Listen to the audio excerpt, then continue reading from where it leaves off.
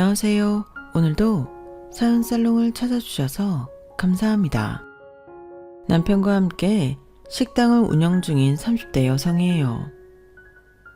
작년 이맘때만 해도 저희 부부는 몇 년 사이 4배나 올라버린 임대료 때문에 4년간 운영해온 가게를 접고 좌절에 빠져 있었어요. 하지만 인생엔 고생도 있고 낙도 있다고 불과 몇 달 사이 인생에 꽃이 폈지 뭐예요. 생각지도 못한 행운 덕분에 이제는 임대료 걱정 없이 장사를 하게 돼서 기쁘기도 하지만 그보다 남편 가슴에 맺힌 한을 풀 수 있어서 행복하기만 합니다. 그러면 지금부터 저희 부부에게 일어난 기적 같은 이야기를 들려드릴게요. 남편과 제가 만나게 된 건 지금은 고인이 되신 저희 시아버지 덕분이었어요. 저는 전문대 비서학과를 졸업하고 소규모 기업에 다니게 되었는데 그때 제가 모시던 분이 바로 제 시아버지셨거든요. 제 시아버지이자 회사 대표였던 아버님은 대외적으로는 냉철하고 수완 좋은 사업가였지만 제가 가까이서 모시면서 본 바로는 세상 둘도 없이 따뜻한 로맨티스트였어요. 아버님은 결혼 전에 사랑했던 여자가 있었지만 집안의 반대로 헤어질 수밖에 없었고 지금의 아내와 정략 결혼을 하셔야 했대요. 제 시어머니는 대대로 법조계 인사를 배출한 집안의 자녀로 사업가의 아내로는 적합한 스펙을 가진 분이었어요. 그래서 아버님과 어머님은 서로의 필요에 의해 사랑 없는 결혼을 하신 거였죠. 그 사이에는 아들이 둘이 있는데 하나는 제 남편이고 나머지 하나는 남편보다 7살 어린 시동생이에요. 남편 얘기를 들어보니 어릴 때부터 어머님께서는 시동생을 많이 편애하셨다고 하더군요. 이유는 하나였어요.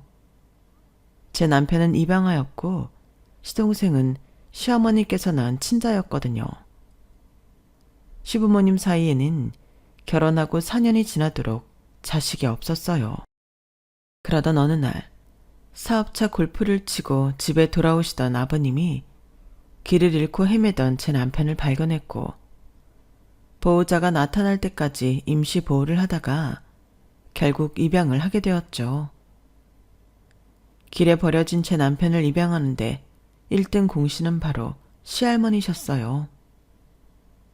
제 남편을 보자마자 이 애는 우리가 키워야겠다고 하셨을 정도로 제 남편을 예뻐하셨거든요. 그런데 거기에는 그럴 만한 이유가 있었어요. 세상에, 네 아들이라고 해도 다들 믿겠다. 어쩜 너랑 이렇게 빼다 박았다니? 눈매며 입술, 인중 깊은 것까지 딱 너다. 예, 혹시라도 부모가 안 나타나면 이 애는 니들이 입양해 키워라.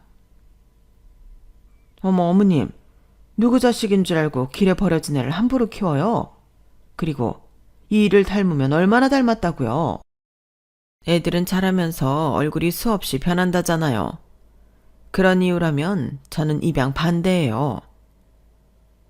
당연히 어머님은 반대를 하고 나섰지만 시할머니 고집을 꺾을 수가 없었어요. 네가 그런 말할 자격이 있다고 생각하니? 니들 결혼하고 산 지 4년이 지났다. 혹여 애 문제로 널 닥달하면 오히려 스트레스 받아서 임신이 안 될까봐 우리 집 사람들 누구도 너한테 애 문제 결혼한 적 없어. 그뿐이니 네 몸에 무리 갈까봐 집안일 하는 사람이며 수행 비서까지 붙여서 네 수발 다 들어줬잖니. 그런데 그러는 동안 넌 뭘 했니? 네 남편이 아침부터 밤늦게까지 회사 일로 뛰어다니는 동안 넌 백화점 쇼핑에 피부관리나 받으면서 탱자탱자 논 거밖에 더 있어? 아직도 애속식도 없으면 미안해서라도 네가 나서서 입양을 권해야 할 판에 어디서 되고 안 되고를 따져? 너한테 그럴 자격이 있다고 생각해? 어머님, 애 안 생기는 게 제 탓인가요? 손바닥도 마주쳐야 소리가 나는 법이라고요. 그이가 협조를 안 하는데 어떻게 애가 생기겠어요? 아니면 다른 문제가 있던가? 씨 없는 수박일지 누가 아냐고요? 네가 아주 뚫린 입이라고 별소리를 다 하는구나. 의사도 아무 하자 없다고 한 내 아들한테 뭐가 어쩌고 어째? 이젠 하다 별 핑계를 다 대는구나. 아무튼 우리도 기다릴 만큼 기다렸다. 비록 피는 한 방울도 안 섞였는지 몰라도 사랑 주고 정 주면 내 자식 되는 거다. 게다가 애가 우리 명훈이를 이렇게 꼭 닮았잖니? 그러니 보호기간 끝날 때까지 애 부모가 안 나타나면 법적 절차 밟아서 입양하도록 해. 희한하게도 피 한 방울 안 섞인 제 남편이 아버님을 많이 닮았던 탓에 시할머니 마음은 처음부터 제 남편한테 가 있었어요. 그래서 자라는 동안에도 남편은 친손주인 시동생보다도 할머니께 사랑을 듬뿍 받고 자랄 수 있었죠. 물론 시어머니는 처음부터 제 남편을 눈의 가시로 받아들이셨지만요. 그도 그럴 것이 남편이 시댁에 입양이 되고 얼마 지나지 않아 시어머니가 임신을 하신 거예요. 시어머니 입장에선 어쩌면 불행한 일이겠지만 제 남편 입장에선 정말 다행이 아닐 수 없었죠. 임신이 조금만 빨랐더라면 입양은 안 됐을 테니까요. 남편은 비록 어머님한테 사랑은 못 받았지만 아버님과 시할머니한테는 친자식보다 더 많은 사랑을 받고 자랄 수 있었어요. 아버님은 주말마다 제 남편과 캐치볼도 해주시고 낚시를 갈 때도 꼭 데리고 가셨거든요. 제 남편이 어릴 때부터 나이답지 않게 낚시를 취미로 삼게 된 것도 이런 아버님 영향 때문이었죠. 남편은 자라면서 생김새는 물론 행동까지도 아버님을 쏙 빼닮아갔어요. 그러니 시할머니께서 안 예뻐할 수가 없었죠. 그런 반면 시동생은 생김새도 그렇고 뭐 하나 아버님과 닮은 구석이 하나도 없었어요. 오죽하면 집안에서 시동생을 입양아가 아닐까 의심했을까요? 그럴 때마다 시어머니는 손톱을 바짝 세우고 달려들었죠. 아가씨가 소문냈죠? 우리 중원이가 그 애가 아니란 소문. 언니도 참, 내가 언제 그랬다고 그래요. 생사람 잡지 마세요. 내가 들은 게 있으니까 이러는 거 아니에요. 지난번 시고모님 딸 결혼식 때 아가씨가 사람들 앞에서 그랬다면서요. 우리 중원이가 지 아빠랑 얼굴도 안 닮은 거 보면 밖에서 나온 애가 분명하다고. 이거 어머니 허위사실 유포라는 거 몰라요? 아가씨도 알죠? 내 친정 법조계 사람들로 넘쳐나는 거. 한 번만 더 헛소리하고 다니면 법정에서 피눈물 쏟게 할 테니까 알아서 하라고요. 억울한 마음의 어머님은 자기 친정 세력을 과시하면서 소문을 막으려고 무진 애를 쓰셨어요. 그 덕에 더는 시어머니 앞에서 시동생 출생을 두고 의심하는 말은 나오지 않았어요. 하지만 뒤에서는 여전히 의심의 눈초리를 보내곤 했죠. 어머님은 그걸 아버님 탓이라고 했어요. 당신이 대원이만 챙기니까 사람들이 더 그러는 거 아니겠어요? 이름만 해도 그래요. 우리 애 이름을 왜 대원이 따라 학렬을 맞춰요? 주어원의 이름을 왜 친자식 이름 짓는데 쓰냐고요? 당신 말 조심 좀 해. 언제까지 우리 대원이한테 주어원 자식이란 소리를 할 거야. 대원인 엄연히 우리 자식이야. 입양한 그 시점부터 우리 집 큰아들이라고. 그리고 동생이 형 이름 따르는 건 당연한 건데 뭐가 문제라는 거야? 당신 말대로 중원이가 내 아들인 거 틀림없다면 주변 말이야 무시하면 되잖아. 혹시 그러지 못하는 이유라도 있는 거야? 어머머, 이 사람 좀 봐. 이유는 무슨 이유예요?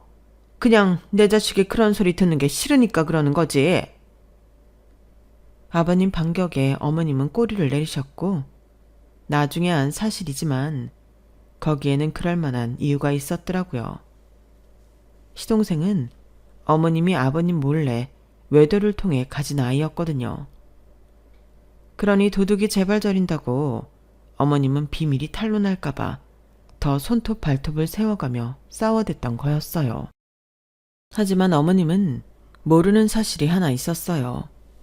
아버님은 어머님이 임신을 했다는 말을 했을 때부터 어머님의 외도를 눈치채셨다는 걸요. 제가 아버님 곁에서 비서로 일할 때 아버님 친구이자 주치의셨던 김 박사님을 뵌 적이 있는데 그때 두 분이 하시는 얘기를 들은 적이 있어요. 몇 토막 주워들은 거라서 자세한 내막은 모르겠지만 아버님이 무정자증이라는 내용이었어요. 그때는 그냥 그런가 보다 했는데 아버님 임종을 앞두고 김 박사님께 들어보니 시동생이 태어나기도 전에 무정자증 판정을 받으셨더라고요. 물론 주변엔 그 사실을 비밀로 했고요. 아무튼 남편과 시동생이 호적상으로는 형제지간이었지만 이런저런 상황 때문에 남보다 못한 사이로 자라야 했어요. 어머님은 어떻게든 제 남편보다 자기 아들을 잘 키워보려고 노력을 하셨나 보더라고요. 과외도 그렇고 학원도 그렇고 시동생한테만 좋은 건 다 몰아주셨으니까요. 하지만 공부머리는 타고나는 거라잖아요. 시동생은 들인 돈에 비해 성과는 그리 좋지 못했어요. 그래서 어머님이 일찌감치 시동생을 데리고 미국으로 유학길에 올랐다더군요. 아무래도 한국에서는 이름 있는 대학에 보내기 힘들 거라고 생각하셨던 모양이에요. 이유야 어떻든 그 덕에 남편은 아버님과 오붓하게 부자의 정을 나눌 시간이 있었어요. 제가 입사해서 아버님 비서로 일할 때도 시어머니와 시동생은 미국에서 생활하고 있었어요. 시동생은 방학 때만 한국에 들어왔고 어머님은 수시로 한국에 들어오시기는 했지만 대부분의 시간은 미국에서 아들과 함께 보내곤 했죠. 어머님은 한국에 들어와서도 하는 일이라고는 쇼핑을 하거나 성형외과 시술을 받거나 지인들과 골프를 치러 가는 것 외엔 관심이 없는 사람 같았어요. 아버님 비서인 제가 큰아들과 사귄다는 걸 아시고도 딱히 반대하지 않으실 정도로요. 윤비서, 요즘 태원이랑 만난다며? 윤비서가 똘똘한 건 알았지만 어떻게 태원이를 꼬실 생각을 다 했어? 꼬신 게 아니라 아무래도 나이도 같고 자주 보다 보니 가까워진 것 같아요. 그래, 뭐 어쨌거나 연애를 해서 그런가 얼굴이 많이 폈네? 이러다 몇 년 뒤엔 윤비서가 아니라 며느리라고 불러야 하는 거 아닌가 몰라? 죄송합니다, 사모님. 아니야, 그럴 거 없어. 사람 마음이 그런 걸 뭐 어쩌겠어? 그리고 난 윤비서가 태원이 짝으로 잘 맞는다고 생각해. 학벌도 그렇고 집안 사정도 그렇고 윤비서 정도가 딱 태원이 수준이잖아. 윤비서, 부디 마음 변하지 말고 태원이랑 결혼까지 하길 바래. 진심이야. 드라마를 보면 잘 사는 집 사모님이 자기 아들과 사귀는 가난한 여자를 찾아가 컵에 든 물을 뿌리고 돈 봉투를 던지고 하는 장면이 나오잖아요. 솔직히 저도 남편과 사귀면서 그런 상황이 벌어지지 않을까 내심 걱정을 했어요. 그런데 비록 조롱에 가깝긴 하지만 오히려 저와의 교제를 달가워하는 걸 보니 기분이 이상하더라고요. 대원 씨, 사모님 눈에는 내가 너무 쉽고 하찮아 보이나 봐. 왠지 교제를 반대하는 것보다 더 자존심이 상하네?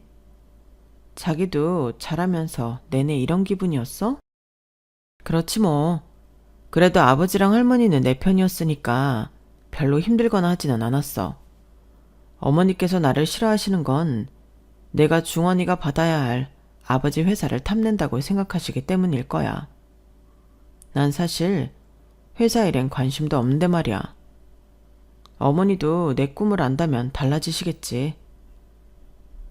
아버님은 제 남편이 회사를 물려받기를 바라셨지만 남편은 생각이 달랐어요. 회사 경영보다는 요리에 관심이 많았거든요. 그 일로 아버님과 많이 다투기도 했지만 자식이기는 부모 없다고 결국 아버님은 남편 뜻을 따라주셨어요. 대학을 졸업하고 본격적으로 요리 공부를 시작한 남편은 일본에 있는 요리학교로 유학을 떠났어요. 그 바람에 저희는 장거리 연애를 하게 되었죠. 아버님은 저를 통해 아들이 어떻게 지내는지, 뭐가 필요한지를 들으셨고 지원을 아끼지 않으셨어요. 한 번은 저와 함께 아들이 있는 일본에 가서 셋이 함께 온천 여행을 한 적도 있었어요. 처음엔 아들이 요리 공부를 하는 걸 반대하셨지만 막상 시작하고 보니 누구보다 더 열렬히 응원을 해주셨죠. 유학 생활을 마친 남편은 한국에 돌아와 바로 자기 가게를 차리려고 했지만 아버님이 반대를 하셨어요. 아직 그럴 단계가 아니라는 게 이유였죠.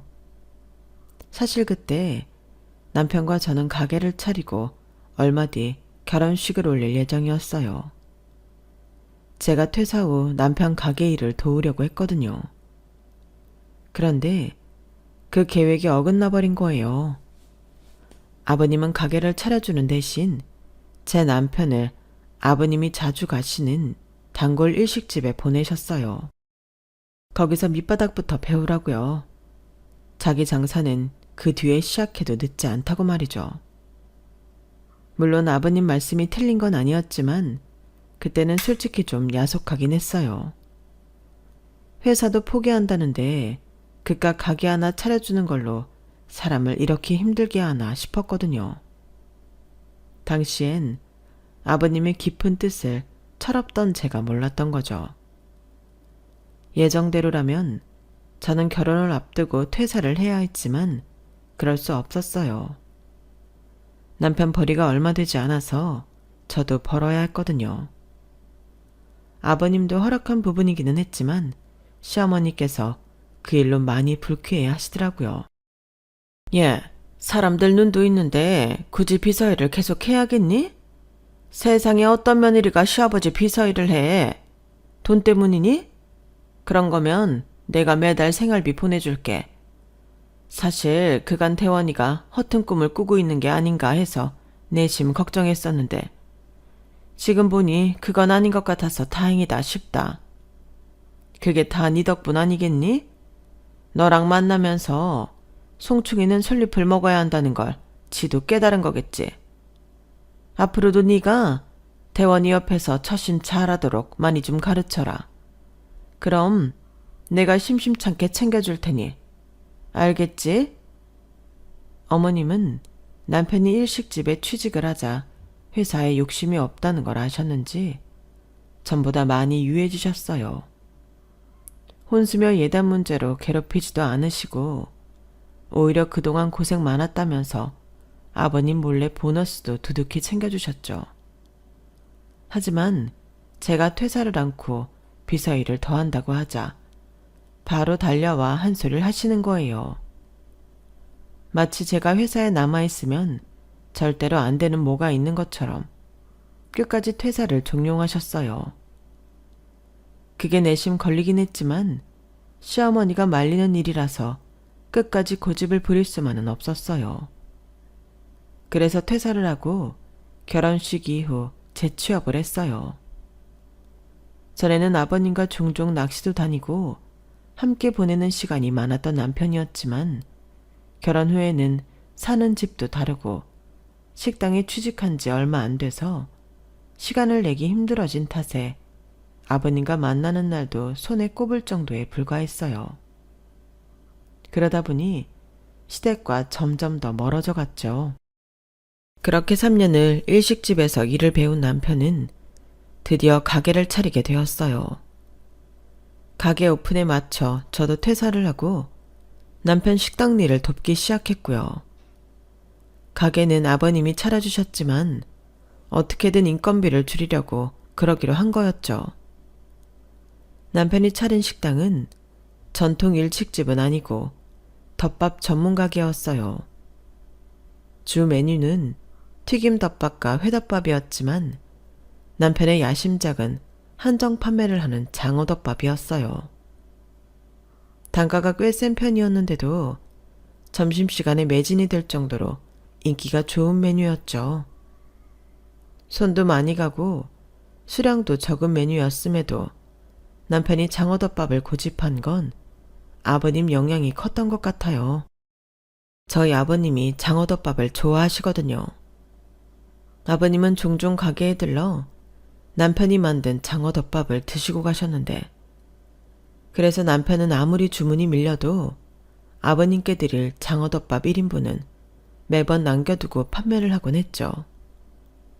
그런데 언제부턴가 아버님 발걸음이 뜸해지기 시작했어요. 저희 부부도 가게 일이 바빠서 따로 시댁에 찾아뵙기 힘들어졌고요. 그렇게 3년 가까이 시간이 지난 어느 날 아버님이 전화를 하셨더라고요. 아가, 가게 휴무가 언제니? 혹시 시간 내면 가까운 데로 나들이라도 가지 않으련? 아버님, 저희가 다음 주 수요일이 휴무예요. 그럼 그때 나들이 가실래요? 도시락으로 아버님 좋아하시는 장어덮밥 싸갈게요. 자주 못 찾아뵈서 죄송해요. 사실 가게 일로 많이 지쳐서 쉬는 날만이라도 푹 자고 싶었지만 모처럼 아버님이 먼저 연락을 해주셨는데 피곤하다는 핑계로 약속을 미룰 수는 없었어요. 그래서 휴무 전날 늦게까지 도시락 준비를 해서 아침 일찍 아버님을 모시러 갔어요. 그런데 아버님이 일이 있어서 밖에 나와 계신다고 집으로 가지 말고 아버님이 계신 곳으로 오라고 하시더라고요. 그땐 아무 생각 없이 아버님이 알려주신 곳으로 차를 끌고 갔는데 나중에 알고 보니 그때 아버님은 병원에 입원 중이셨더라고요. 담당 의사한테 하루 외출 허락을 받고 저희를 만나러 나오신 거였죠. 남편과 저는 그걸 몰랐던 거예요. 시댁의 발길이 뜸해진 건 우리 부부가 가게 일로 바빴다는 핑계도 있지만 실은 어머님이 저희 부부의 방문을 꺼려하셨던 이유도 있어요. 어머님은 아버님 눈을 피해 저희 부부한테 늘 이러셨거든요. 그만큼 키워줬으면 이제 아버님 그늘 벗어나 스스로 살 생각을 해야지. 뭐 얻어먹을 게 있다고 집에 드나드니? 왜? 가게 하나 받은 걸로 부족해서 그런 거야? 돈 좀 더 얹어줘야 돼? 어머님, 저희는 그런 생각으로 찾아오는 거 아니에요. 저도 그렇고 이도 그렇고 부모님께 인사드리러 오는 거지 다른 뜻은 없어요. 이 인사는 무슨 우리가 니들 인사받고 살 정도로 한가해 보이니? 대원이 너 혹시라도 호적에 이 집 아들로 되어 있다는 이유로 내 남편 회사를 욕심내고 있는 거라면 지금이라도 당장 마음 고쳐먹어. 엄연히 우리한테는 친자식이 있는데 설마 양자인 너한테 회사를 주겠니? 꿈도 꾸지 마 얘. 난 솔직히 니들이 매번 찾아올 때마다 속에 흑심을 품고 있는 게 아닌가 의심스러워. 니들이 내 입장이라면 안 그렇겠니?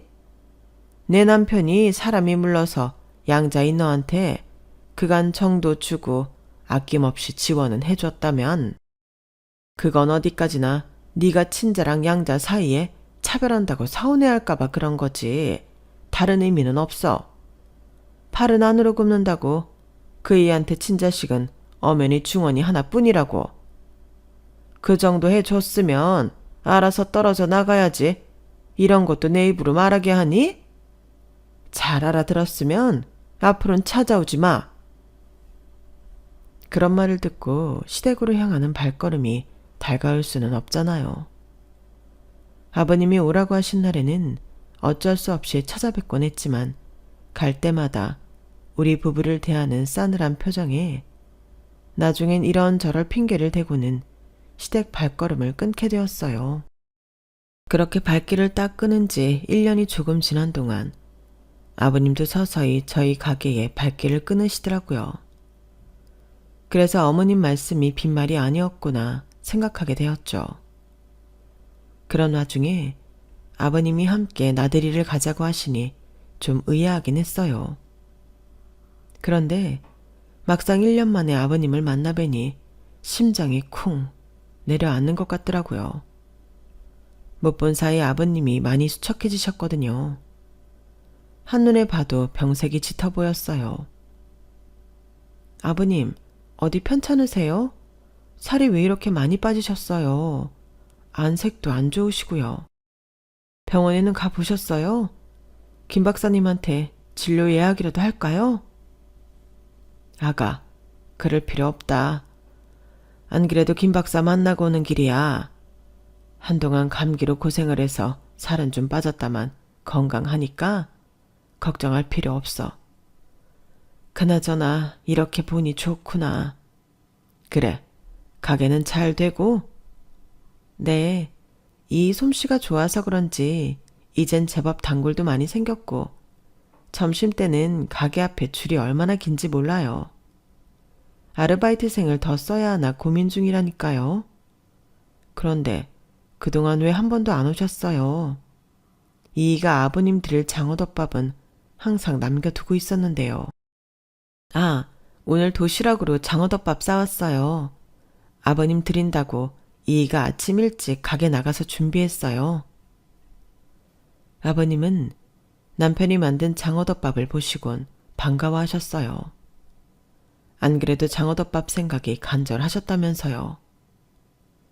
하지만 평소와 달리 아버님은 얼마 드시지 못했어요. 저희 앞에서 티를 안 내시려고 많이 노력하셨지만 아버님이 많이 편찮으시다는 걸 모를 수가 없었죠. 식사를 마친 아버님은 모처럼 아들과 호숫가를 거닐고 싶다고 하셔서 저만 자리에 남게 되었어요. 남편은 묵묵히 아버님을 부축하고는 천천히 호숫가로 걸어나갔죠. 하지만 얼마 가지 않아 두 사람은 근처 벤치에 앉더라고요. 아마도 아버님이 많이 힘들어하셔서 그랬던 것 같아요. 무슨 얘기를 하는지 부자는 한참 동안이나 벤치에 앉아 도란도란 얘기를 나누었어요. 얘기가 끝나기를 기다리던 저는 깜빡 잠이 들고 말았죠. 그런데 잠에서 깨어보니 아버님은 안 계시고 남편 혼자 멍하게 앉아있더라고요. 여보, 아버님은 어디 가시고 당신 혼자 있어? 기사분이 모시고 갔어. 그럼 나 좀 깨우지 그랬어. 당신이 곤히 잠들어 있어서 아버지가 깨우지 말라고 하셨어. 그 말을 하는데 남편 눈이 촉촉하게 젖어 있는 게 보였어요. 무슨 일이 있었냐고 물었더니 남편이 저를 끌어안고 펑펑 울더라고요. 그리고는 믿을 수 없는 이야기를 들려주었어요. 30이 넘도록 아버님의 양자로 살았던 남편이 실은 아버님 친자식이었다는 얘기였어요. 아버님이 지금의 아내와 결혼을 하기 전 사귀었던 여자가 바로 제 남편을 낳아주신 분이었던 거예요. 남편의 친모는 집안의 반대로 아버님과 헤어질 무렵 이미 제 남편을 임신한 상태였던 거죠. 그걸 모른 채 아버님과 이별을 했고 이후 임신 사실을 알고는 혼자 낳아 혼자 기르다가 교통사고로 세상을 떠나셨던 거죠. 뒤늦게 남편의 외가를 통해 그 사실을 듣게 된 아버님은 남편을 데려다 키우신 거예요. 하지만 제 남편이 아버님의 친자식이라는 걸 알면 시어머니 구박이 심할 것 같아서 길 잃은 아이를 데려온 것처럼 꾸몄던 거고요. 시할머니께서 그 사실을 아셨기 때문에 제 남편을 지극정성으로 키우셨던 거죠. 그날 자신의 출생의 비밀을 알게 된 남편은 한동안 가게 문을 닫을 정도로 많이 힘들어했어요. 단순히 친부를 알게 된 걸로 끝날 일은 아니잖아요. 그 긴 시간 동안 남편은 고아 아닌 고아로 살아야 했으니까요. 물론 아버님과 할머니 사랑을 받고 자라긴 했지만 가슴 깊은 곳에는 자신이 이 집 자식이 아니라는 생각 때문에 늘 남의 집에 얹혀 사는 기분이 들었을 거 아니에요. 한때는 부모한테 버려진 자신을 길러준 고마운 분우 받아들였던 아버님이 이제는 자신과 엄마를 버렸던 모진 인간으로 느껴질 테니 얼마나 힘들겠어요. 저로서는 남편이 느끼는 감정이 가늠이 안 되더라고요. 가장 가까운 곳에 있으면서도 남편의 상처에 조금도 위로를 주지 못하는 기분이 들었어요. 한동안 마음을 못 잡던 남편은 조금씩 예전의 모습을 찾아갔고 저와 함께 아버님이 입원해 계시는 병원을 찾아갔어요. 췌장암 말기라서 병원에서도 더는 치료할 수 있는 게 없다고 하더군요. 주치의를 통해 아버님 상태를 전해들은 남편은 그날 집에 돌아와 제게 그러는 거예요. 여보, 한동안 가게 문 좀 닫자. 언제까지가 될지는 모르겠지만 아버지 마지막은 내가 지켜드리고 싶어. 억울해서라도 이렇게는 못 보내드릴 것 같아. 그래, 그렇게 해. 가게 신경 쓰지 말고 아버님 곁에서 지내. 그래야 나중에라도 후회가 안 남지. 마지막 효도 잘해드려. 그렇게 남편은 병실에서 함께 기거하며 아버님 곁을 지켜드렸어요. 그리고 한동안 저희 가게는 문을 닫게 되었죠. 그러던 어느 날이었어요. 가게 문을 닫은 지 좀 돼서 주방 냉장고 안에 있는 재료들을 정리하려고 가게에 들렀는데 건물주한테 연락이 온 거예요. 월세를 올려달라는 전화였죠. 그런데 그 올려달라는 인상폭이 해도 너무한 거예요. 네? 아니, 갑자기 월세를 그렇게나 올려달라니 이건 정말 너무하잖아요. 장사를 하지 말라는 얘기랑 뭐가 달라요? 그러지 마시고 저희 사정도 좀 생각해 주세요. 하루아침에 월세를 4배나 올려달라는 건물주의 말에 욕이 나올 뻔했어요. 처음 장사를 시작하고 손님이 없어서 남은 재료가 썩어 나가던 때에도 우리는 허리띠 졸라매며 가게세는 밀리지 않고 냈어요. 그런 노력에도 불구하고 이제 겨우 자리를 잡고 나니까 기다렸다는 듯이 가게세부터 올려달라고 하니 정말 화딱지가 나더라고요. 생각 같아서는 욕이라도 한 바가지 퍼붓고 싶었지만 그런다고 달라지는 게 없어서 최대한 정중하게 말을 했죠. 상가건물 임대차 보호법에 따르면 임대료의 5% 이상 인상할 수 없다고 알고 있거든요. 그런데 4배나 올려달라는 건 말이 안 돼요. 게다가 요즘 집안일 때문에 가게 문도 닫고 있는 형편이라고요. 그랬더니 그건 자기 알 바 아니라며 세를 올려주지 않을 거면 가게를 비워달라지 뭐예요. 결국 소송을 하느니 마느니 하며 한참을 싸우곤 전화를 끊었어요. 전화를 끊고 나니 하도 열받아서 눈물이 다 나더라고요. 주님 위에 건물주라더니 이래서 그런 말이 나왔나 보다 생각했어요. 평소라면 당장 남편한테 전화해 건물주 욕이라도 실컷 했겠지만 상황이 상황인 만큼 그럴 수는 없었어요. 남편은 간병을 하느라 몸도 마음도 지쳐 있을 텐데 저까지 힘들게 할 수는 없으니까요. 그렇다고 언제까지고 이 문제를 두고 볼 수만은 없어서 병원에 찾아가 남편한테 가게세 인상 얘기를 했어요. 그랬더니 남편이 한숨을 푹 쉬고는 그러더라고요. 아버님 상태를 봐도 당장 가게 문을 열기 힘들 것 같으니 가게를 빼는 게 좋겠다고요. 그간 자리를 잡으려고 가게에 들인 공을 생각하면 절대 그만두고 싶지 않았지만 남편을 생각하면 고집을 부릴 수도 없었어요. 그래서 가게를 정리하기로 마음먹었어요. 일단 계약 기간이 남아있으니 제가 혼자 할 수 있는 것만 천천히 정리했어요. 나머지는 아버님 상태가 좀 안정이 되면 남편이 하기로 했고요. 그런데 남편의 노력에도 불구하고 아버님 상태가 나날이 악화된 거예요. 그래도 한동안은 의식이 있으셔서 남편 얼굴도 알아보시고 고개나 손짓으로 의사소통도 하셨는데 이제는 그마저도 힘들게 되고 말았어요. 병원에서도 일주일을 넘기기 힘들 거라며 가족들한테 연락을 하라고 하더군요. 그런데 병원에 찾아온 어머님이 아버님 상태를 훑어보시더니 그러시는 거예요. 그래, 그간 수고 많았다. 그래도 네가 키워준 보답은 하는구나. 그래서 말인데 이제 병원엔 안 와도 된다. 여긴 내가 알아서 처리할 테니까 너희는 이제 그만 가봐. 우리 중원이 곧 한국 들어오니까 넌 여기 있을 필요 없어. 그간에 정이 있으니 장례식 때는 연락하마. 어머니, 그게 무슨 말씀이세요? 아버지가 이러고 계신데 어떻게 제가 자리를 비워요? 아버지 곁은 제가 지키겠습니다. 제가 임종 지킬 거라고요. 예, 네가 무슨 자각으로 내 남편 임종을 지키겠다는 거니?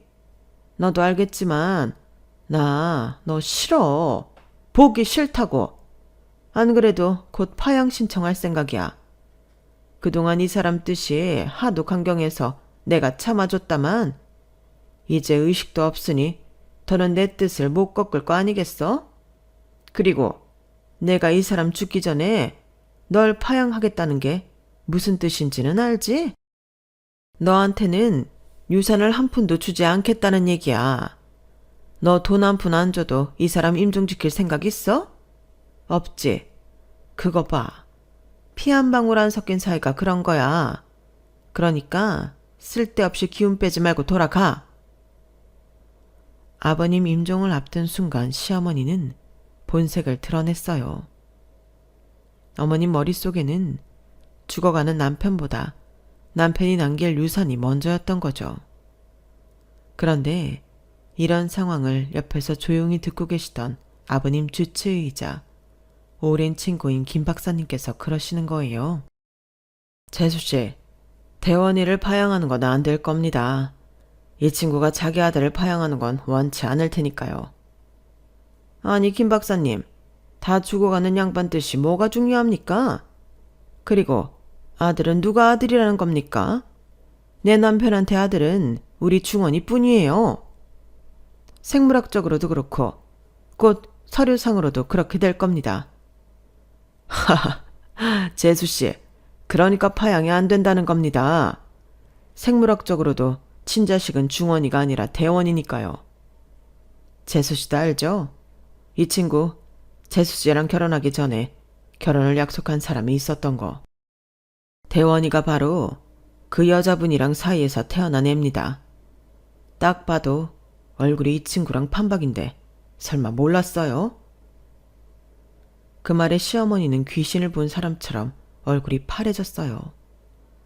그런데 더 놀라운 건 그 다음이었죠. 그런데 재수씨, 중원이가 정말 이 친구 아들 맞습니까? 의사인 제 소견으로는 이 친구 정자로는 중원이가 태어날 수 없어서 하는 말입니다. 기억하시죠? 결혼하고 이듬해에 이 친구가 교통사고를 크게 당했던 거.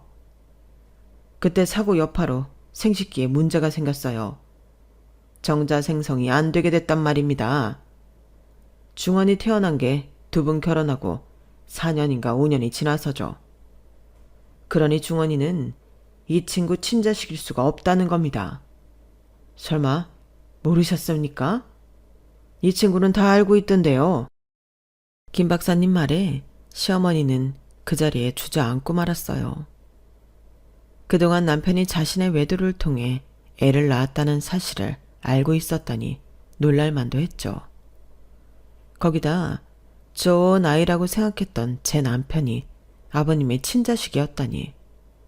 어머님한테 있어서 비극도 이런 비극이 없었죠. 결국 며칠 뒤 아버님은 세상을 떠나셨어요. 그리고 아버님이 남기신 유언장이 공개되었어요. 아버님은 어머님께 평창동 집과 1억 상당의 현금을 남기셨어요. 그리고 회사와 나머지 부동산, 주식과 현금 등은 모두 아들한테 남긴다고 명시하셨죠. 단 유전자 검사를 통해 자신의 아들로 판명된 아들에게만 유선을 남긴다고 단서를 달고 말이죠. 한마디로 시종생한테는 한 푼도 주지 않겠다는 거였어요. 남편의 전 재산을 손에 넣으려고 제 남편을 파양까지 하려고 했던 시어머니는 오히려 자기 꾀에 자기가 당하고 만 셈이었죠. 가게를 정리한 우리 부부는 아버님이 남겨주신 유산으로 건물을 매입했어요. 그리고 1층에 식당을 오픈했죠. 이제는 임대료 인상 때문에 눈물 흘릴 일 없는 진짜 우리 가게를요. 그리고 아버님이 제 남편 앞으로 물려주신 회사는 전문 경영인한테 맡기기로 했어요. 남편의 회사 경영은 경영을 할 줄 아는 사람이 하는 게 맞다며 그런 결정을 내린 거죠. 저도 그 말엔 동의해요. 제 남편한테는 회사 대표의 삶보다 오너 셰프의 삶이 더 잘 어울리니까요. 어쩌면 아버님도 그렇게 생각하셨기 때문에 요리사가 되겠다는 아들의 뜻을 따라주셨던 게 아닌가 생각해요. 얼마 뒤면 아버님 첫 기일이 돌아오는데 제사상에는 생전에 아버님이 좋아하시던 장어덮밥을 올려드릴까 합니다. 마지막 봄나들이 때 아들이 만든 장어덮밥을 드시면서 행복해 하셨던 아버님을 떠올리며 사연을 마칩니다. 지금까지 제 사연을 들어주셔서 감사합니다. 곁에 있는 가족들과 항상 행복하시길 진심으로 바랍니다. 여러분, 사연 댓글에 응원과 현명한 조언 부탁드려요. 좋아요와 구독은 저에게 큰 힘이 됩니다. 오늘도 좋은 일 가득하세요.